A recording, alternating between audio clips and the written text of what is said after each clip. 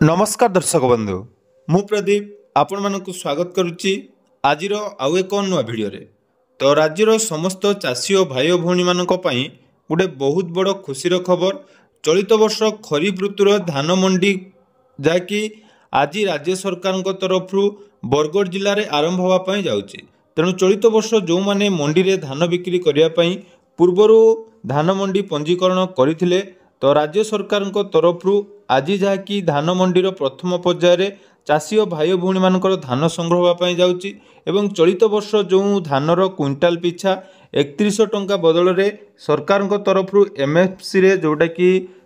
69 टंका वृद्धि पाई। तेणु राज्यर समस्त चाषी और भाई भौणी मैंने चलित वर्ष धान मंडी रे क्विंटाल पिछा 3169 टंका जहाँकि पाइबापी जाउछंती। तेणु आज जो मंडी खोलुची एथिरे बरगढ़ जिलार चाषी और भाई भौणी मानकर जो मानकर ऑलरेडी पंजीकरण सरीची सेमानक मध्यरु किछि चाषींकर धान जहाँकि आज सरकार क्रय करेंगे। तेणु एने जो आपण मानकर मुख्य डाउटी रही जे वर्तमान सुधा टोकन कौ चाषी मानक मिली नहीं। तेणु आज कौ कौ चाषी माने धान बिकिबे एवं आपण मानक जिल्ला रे केबे एही पंजीकरण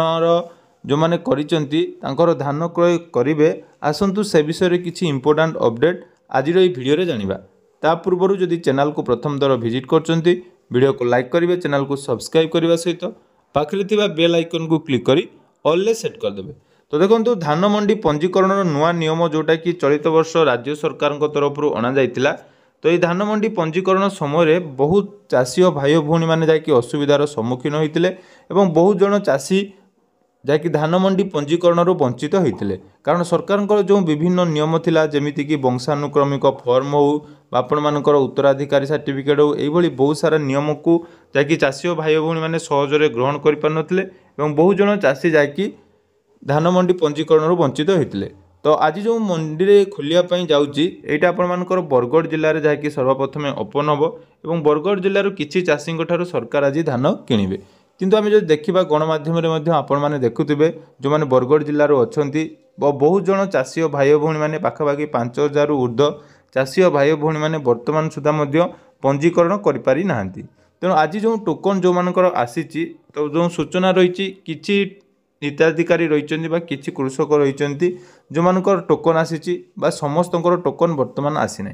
तेणु पर्यायक्रम प्रत्येक जिले में जहाँकि यहाँ आरंभ हो प्रथम आपण मैंने जानी बरगढ़ जिलूर आरंभ हुए तापर आपण मानकर कलाहांडी बा आपण मानकर पश्चिम ओडिशा रे जो मानकर घर अच्छे से जानी